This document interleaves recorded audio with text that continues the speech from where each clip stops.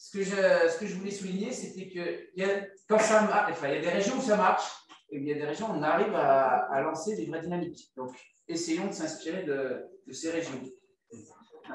Notamment pour les régions avec 0 ou 1 établissement labellisé, je pense que là, on peut faire mieux.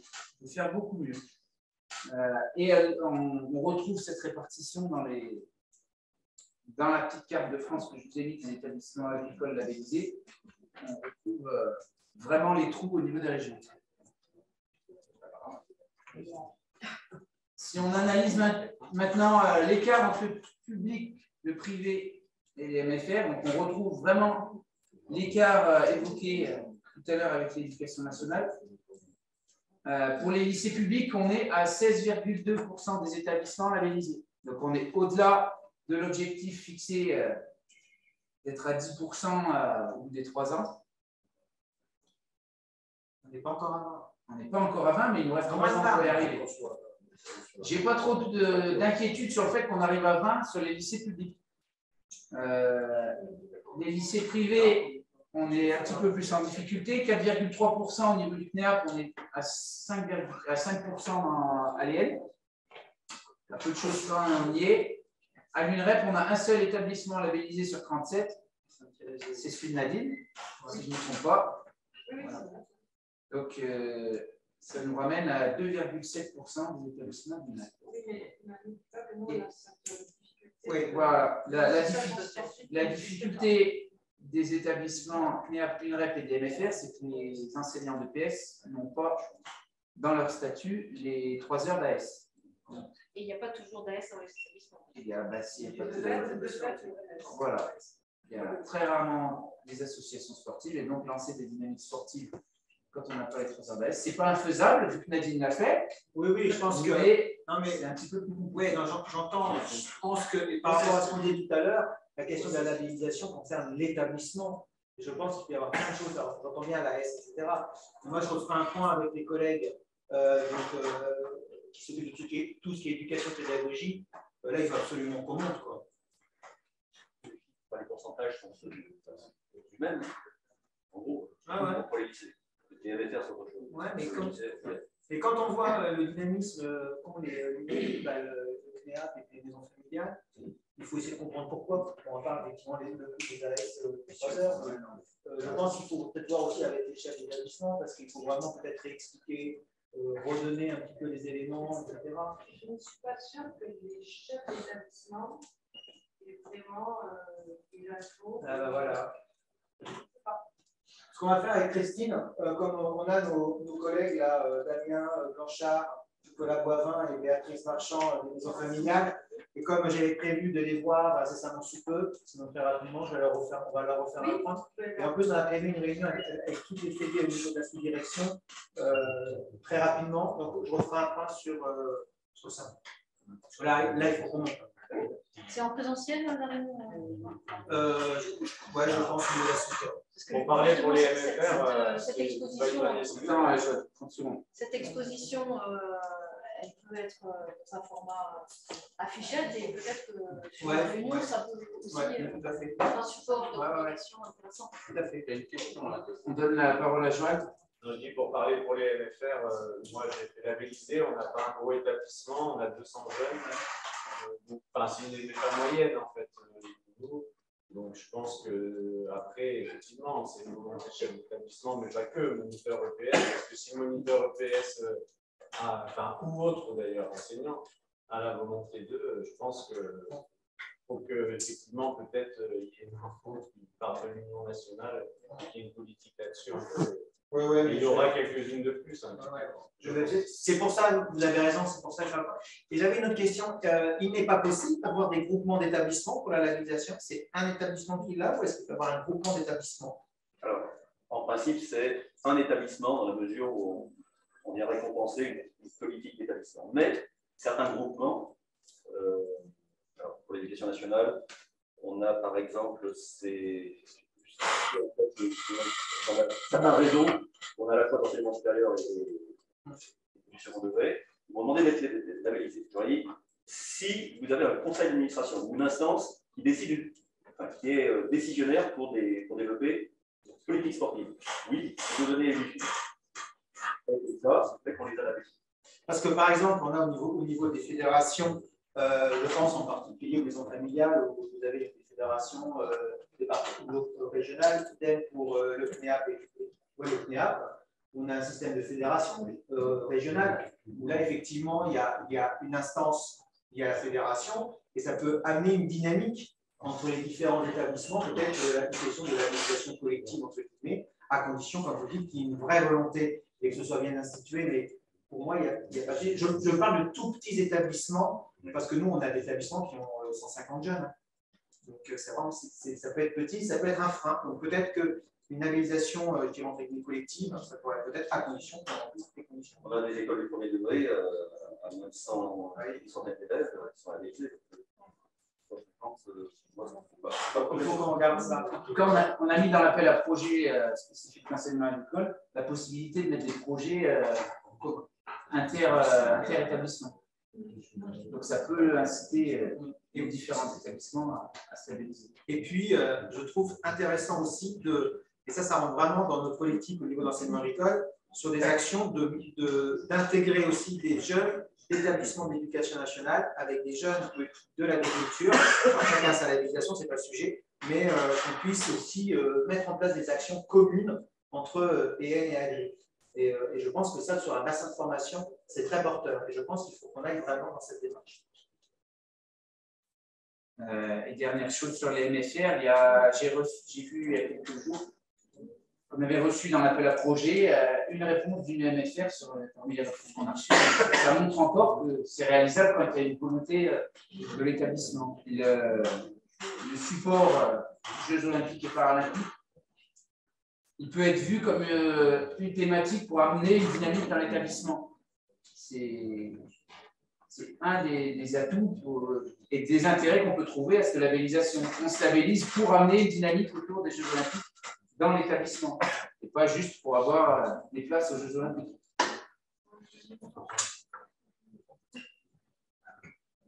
Un petit point maintenant sur les sections sportives de l'enseignement agricole. Et on retrouve presque à 1% près le même pourcentage de labellisation dans les établissements avec des SSEA et dans les établissements de l'éducation nationale avec des sections sportives scolaires. À savoir pour les établissements publics, 24,5% des établissements ayant une section sportive, d'enseignement agricole, qui sont labellisés. Ça veut dire que d'un côté, il y a plus d'établissements labellisés ayant une section que n'en ayant pas. On voit qu'on a 24,5 contre 9,8% d'établissements labellisés qui n'ont pas de section. Mais par contre, ça veut dire qu'il y a 75% des établissements qui ont une section qui ne sont pas labellisés. Sachant que, par rapport au commentaire que M. Thierry tout à l'heure, une SSEA, c'est souvent un projet d'établissement, puisqu'il y a une problématique d'animation des territoires. Donc la SSEA qui serait labellisée, elle implique souvent l'établissement, pas seulement la seule équipe.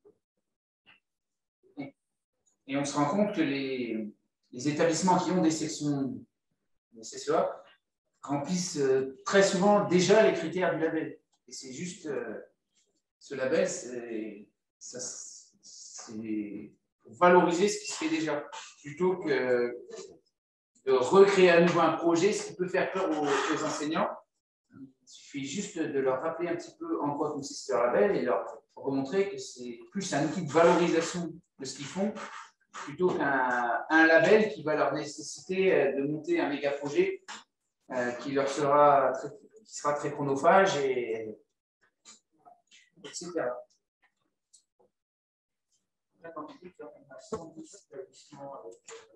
110 établissements avec des sections, et on en a 24,5. Il y a 24% des lycées publics qui sont labellisés. Ayant une section qui sont labellisés. Il y a 23,1% des établissements privés qui ont une section qui sont labellisés. De mémoire, il n'y a aucune section animale, donc c'est que des établissements CNEAP. Et il y a 3 MFR avec une section. Sur ces 3 MFR et une section, il y en a une qui est labellisée. Donc ça fait un beau pourcentage. Ça veut dire qu'il faut encore augmenter. Il y a certaines académies à l'éducation nationale qui, dans les processus d'ouverture de sections sportives scolaires, imposent d'avoir le label Génération 2024. Ça, c'est un petit clin d'œil à l'inspection, Étienne? Je ne sais pas si on en arrivera là, mais je pense que quand je mets des marges de progression, c'est que. Non, mais inciter et obliger, c'est deux choses différentes. Voilà, moi je ne suis pas sûr qu'il faille arriver à une obligation, mais. Et là, en plus, tu disais qu'il y en avait qui peaufinaient leur dossier. Donc, ça veut dire que concrètement, on a encore des établissements qui, là, les prochains jours, vont aussi déposer. J'ose espérer que les établissements qui sont en train de candidater pour l'appel à projet ne sont pas que des nouveaux établissements labellisés.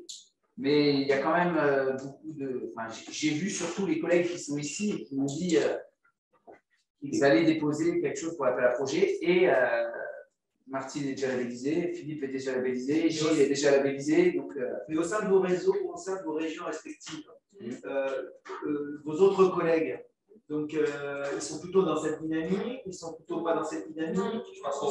Alors, et comment on peut l'expliquer? On revient sur l'utilité, le pourquoi, etc. Alors, je pense que l'appel à projet du ministère de l'Agriculture va peut-être déclencher quelques petites envies de. Puisqu'il y a somme qui va être allouée à des lauréats. Donc peut-être que ça peut. Ça peut inciter, ça peut amener. Moi je le pense, mais je ne sais pas l'évaluer. Et vous qui l'avez, donc, qui est labellisé? L'AGAPA, qu'est-ce qui vous a amené à vous labelliser? Qu'est-ce qui vous a amené à labelliser votre établissement sur 2024? Qu'est-ce qui vous a poussé à faire? C'est ça qu'il faut essayer de trouver. C'est comment on peut inciter, se dire il faut faire, c'est une chose, on peut ça, c'est très facile. Maintenant, dire qu'est-ce qu'on peut mettre en avant pour que, et déjà, on a déjà eu des éléments avec M. Terré, donc on a déjà des premiers arguments. Mais je pense que là, c'est votre rôle, ainsi que les collègues qui sont SRLD, de créer cette dynamique, et peut-être parce que vous l'avez fait, parce que vous avez dégagé des choses, sûrement, de dire, ben voilà, qu'est-ce que ça peut amener? Parce que c'est, moi, je suis une valorisation au départ de l'établissement, je pense. Moi, je le dis comme ça, vous ne savez pas. Et une dynamique d'équipe. Au bout de 4 ans, j'arrive à mobiliser une grande partie de l'équipe pédagogique. Toute matière. Autour de l'Olympique. Autour de l'Olympique. C'est la prof de physique qui est en train de construire une nouveau char avec des élèves de bac. Et est-ce que tu accepterais que Étienne t'interview, mais un truc pour que. Mais moi, je n'ai pas les moyens. Toi, un truc pour avec plusieurs collègues. Dans la lettre d'actu que je souhaiterais faire depuis quelques semaines, spécialement dédiée à Génération 2024, je veux valoriser l'établissement de Mel et les autres établissements qui ont des gros, des gros projets en cours. Après, une capsule vidéo, c'est aussi peut-être intéressant en termes de. Ouais, Moi, je pense que c'est des petits films. C'est aussi pour ça que je pense pas. Ouais, je pense Martine. une petite remarque. Martine est l'interview. Une petite remarque sur ces capsules. C'est ce que j'avais dit. Voilà, accessoirement, sur l'aspect communication, dans l'appel à projet, vous avez obligation de créer un petit film, 1 minute, entre de 1 à 4 minutes. Et en plus de ces 10 films qu'on va avoir par établissement, on a prévu avec Florac. Voilà. Comment? T'es attaqué là. Je suis dévoré.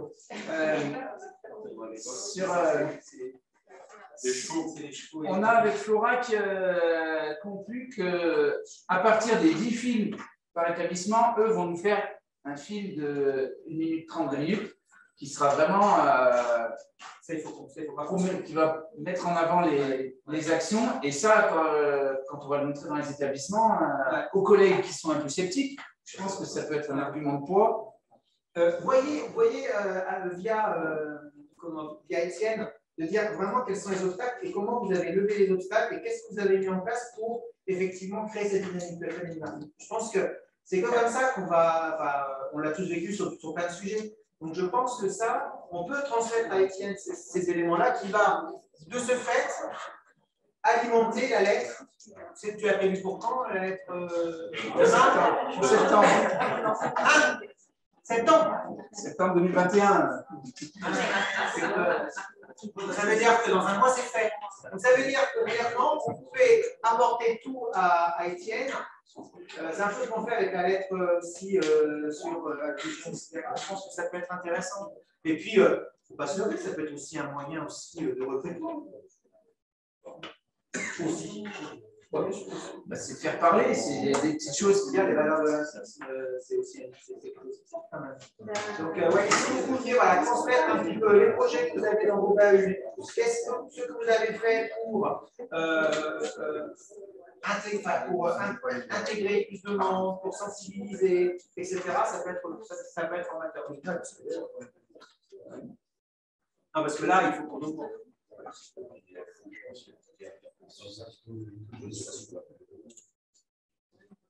Et c'est que par le dynamisme.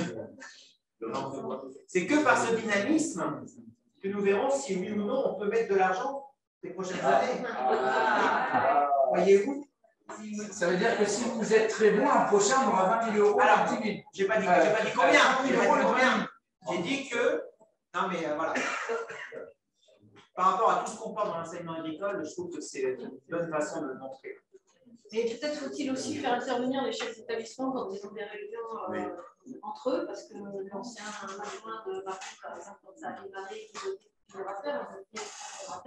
c'était quelqu'un qui était vraiment convaincu et qu'on avait fait intervenir, qui donc aussi sur le séminaire de Grenoble, et faire intervenir sur une réunion des chefs d'établissement, ça peut être tout à fait positif.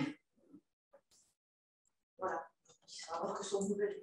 Ouais, ça donne des idées. On va aller lui dire ça. On réunit régulièrement les D2 maintenant. Et puis là, je vois Myriam avec. Ah, Myriam est revenue. Madame de Mailly, comment se fait-il qu'en Hauts-de-France, région extraordinaire, impliquée, qui vraiment œuvre sur plein de choses, n'en est que combien? 4 établissements labellisés. Tu vas me dire là, et à juste titre, qu'ils sont tous en train de peaufiner et qu'on va monter à 15 en région Hauts-de-France. Voilà, bah, j'allais te le dire, Franck, c'est exactement ça. C'est même pas clair. Tu as tout compris. Non, mais ça va, on va améliorer, hein, c'est sûr. Hein. J'ai bon espoir. Je dis surtout de la plaisanterie, mais la région Hauts-de-France, c'est vraiment une des régions qui est vraiment très dynamique sur toutes ces questions effectivement éducatives, et en particulier sur tout ce qui est climat scolaire. Et on sait que ça a un impact sur les questions de climat scolaire. Donc, je pense qu'on peut faire le lien. On en parlait avec Christophe Dampierre. Je pense qu'on peut faire vraiment le lien là et puis travailler avec sur le sujet. Et on vient d'ouvrir 3 sections sportives à la rentrée dans les Hauts-de-France, hein, une en badminton à Amiens, une en football à Hérion, et puis une dans une MFR en football aussi à côté d'Amiens aussi toujours. Donc ces 3 établissements potentiellement pourraient demander la labellisation, mais ça vient d'ouvrir juste à la rentrée. Là. Mais si tu as besoin d'aide, Myriam, il y a Étienne et Christine. D'accord. En Haute-France sans aucun souci, si tu réunis les chefs d'établissement. D'accord, très bien. Donc, on va s'en arrêter là pour le bilan un peu chiffré.